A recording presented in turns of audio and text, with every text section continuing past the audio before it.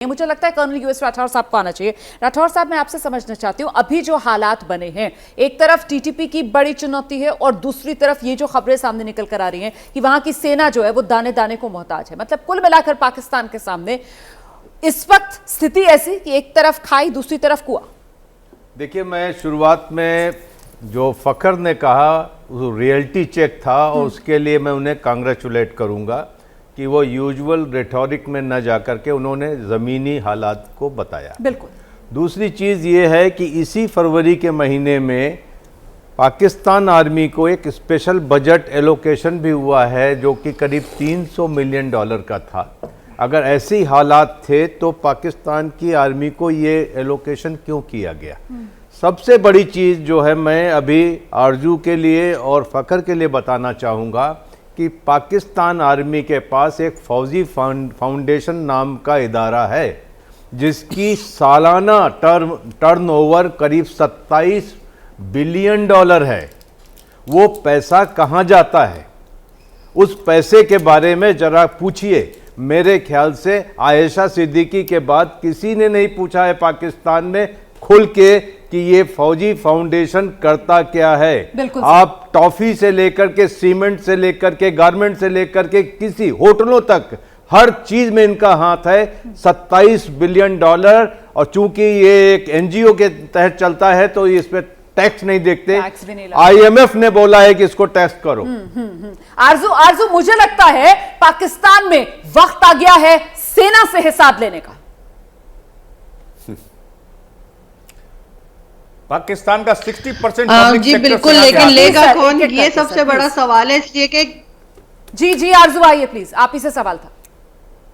जी, क्योंकि किसी में जाहिर है कि जो सिविलियन गवर्नमेंट होती है वो तो खुद फौज को इस्तेमाल करती है, वो खुद फौज के कंधे पर ही अपनी गवर्नमेंट बनाते हैं। तो फौज से पूछेगा कौन? पाकिस्तान बनने से लेके अभी तक दो चीजों ने जो बहुत ज्यादा सिविलियन गवर्नमेंट्स ने इस्तेमाल किया है, एक रिलीजन को और दूसरा फौज को।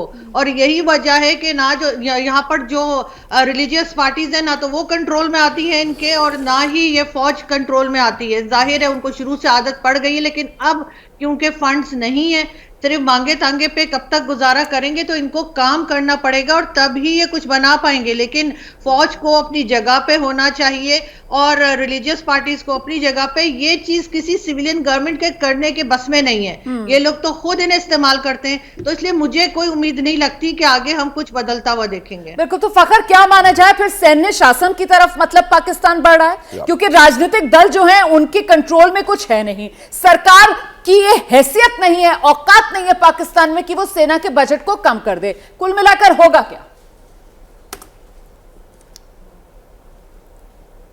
देखिए, इस चीज के ऊपर अभी जो कल गुजरा है उस पे प्राइम मिनिस्टर और कैबिनेट के लोगों ने एक बहुत बड़ी प्रेस कॉन्फ्रेंस की और वहां पे भी ये बात इस पे डिस्कशन हुई। उससे पहले भी कैबिनेट की मीटिंग में ये डिस्कशन हुई कि भाई जितनी भी हमारी फोर्सेज है, नेवी है, पाकिस्तान एयरफोर्स है और पाकिस्तान आर्मी है, इनको मिलाकर, जुडिशरी को मिलाकर और बाकी जो इदारे हैं इन सब को आना पड़ेगा इस चीज के लिए। क्योंकि आपके पास अब वही वाली बात है ना, आरती ने भी कहा और हमारे एक और पैनलिस्ट ने भी कहा कि आप उधार के पैसों से अपना घर कुछ अरसे तक चला सकते हैं। सारी जिंदगी आपका घर जो आप किसी से लोन पकड़ के और आप कहेंगे कि मेरा घर चलता रहेगा और मेरे पास बड़ी सी गाड़ी भी होगी और मतलब जिसे कहते हैं कि 10-15 रूम्स का घर भी होगा, इस तरह नहीं चलता। यही हिसाब इस वक्त पाकिस्तान का है और फौज भी इसका एक हिस्सा है। मेरे ख्याल में अगर वो लेट सपोज नहीं, वो कहते हैं कि हम नहीं मानते, वो कहते हैं हमें बजट अपना दे दो, हमें $200 मिलियन चाहिए या $300 मिलियन चाहिए, वो हमें दे दो। वो कहते हैं चलो आपको दे दिया। तो क्या जो 22-23 करोड़ की जनता है, जो अवाम है पाकिस्तान की, इससे वो बच पाएगी? पॉसिबल नहीं है। दुनिया की जितनी भी मिसालें हम देखते हैं, वो रशिया की, सोवियत यूनियन की एग्जांपल हम लेते हैं, वो बाकी दुनिया की बहुत सारी कंट्रीज के एग्जांपल हम लेते हैं, तो ऐसा नहीं होता कि उनकी फौज ताकतवर थी और अवाम कमजोर थे तो वो बच गए। ऐसा नहीं होता। अगर अवाम ताकतवर होती है और बाकी इदारे अपने इसे कहते हैं कि जो अपने उनके प्रेमिसेस होते हैं, लिमिटेशन में रहते हैं, तो बेहतर वो ग्रो करते हैं। मेरे ख्याल में अब शायद ये सोच बहुत मतलब जिसे कहते हैं कि हर कोई नहीं सोच रहा है इस तरह, लेकिन अब कुछ इदारों के अंदर कुछ काम शुरू हुआ है।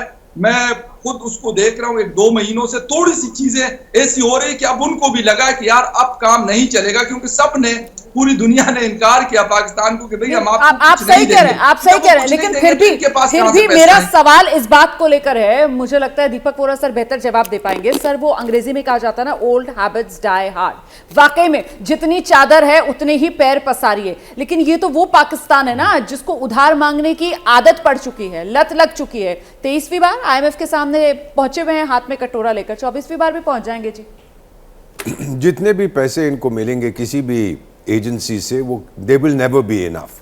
फंडामेंटल रीस्ट्रक्चरिंग होनी पड़ेगी with in the country. Sir, आप तो वरिष्ठ पत्रकार हैं, हमारी बेटी आरजू भी है। 91 हमारी हालत बिल्कुल ऐसी थी सर, हमारे पास $1 बिलियन से कम थे, बल्कि 500 मिलियन रह गए थे जून 1991। हमने अपना सोना गिरवी रखा था ताकि हमको कुछ लोन्स मिल सके, हमारी लाइंस ऑफ क्रेडिट कंफर्म हो।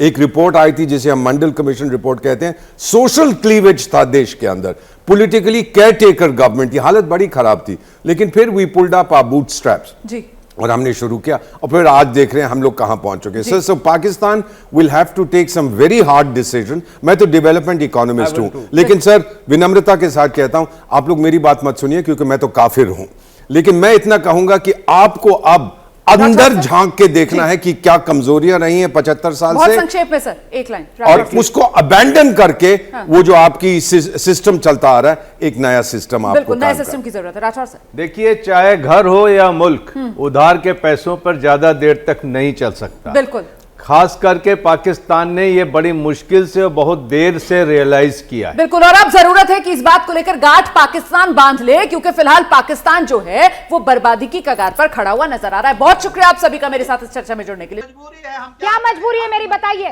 मैं अभी आपको बताती हूँ कि मैंने ओए होए होए होए, नमकीन के चटकारे लेते हुए टकटकी मार के डिबेट शो को पॉज रिपीट कर करके देख रहे हैं जोगिंदर जी। इनकी तरह आप भी देखें अपनी फेवरेट डिबेट्स को रिपीट कर, और डाउनलोड कीजिए ABP लाइव ऐप अपने स्मार्ट टीवी पर।